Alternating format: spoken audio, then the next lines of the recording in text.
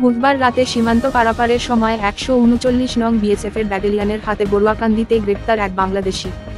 ঘটনার বিবরণে জানা যায়, বাংলাদেশের সিলেট থেকে ২০১৮ সালে ট্যুরিস্ট ভিসায় দুবাই হয়ে ফ্রান্সে গিয়েছিল আজিম উদ্দিন নামে এক ব্যক্তি। সে দীর্ঘ ২০১৮ সাল থেকে ২০২৪ সাল পর্যন্ত সেখানে বসবাস করে এবং একটি রেস্টুরেন্টে কাজ করে। তারপর সেখানে ফ্রান্সের নাগরিকত্ব পেয়ে যায়।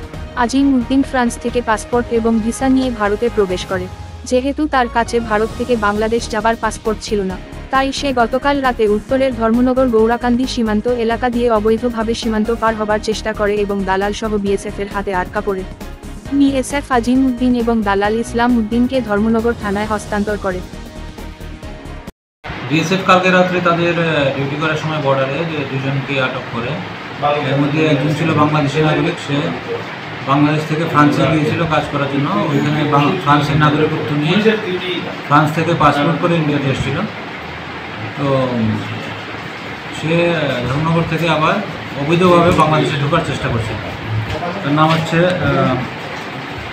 মোহাম্মদ আজিমউদ্দিন।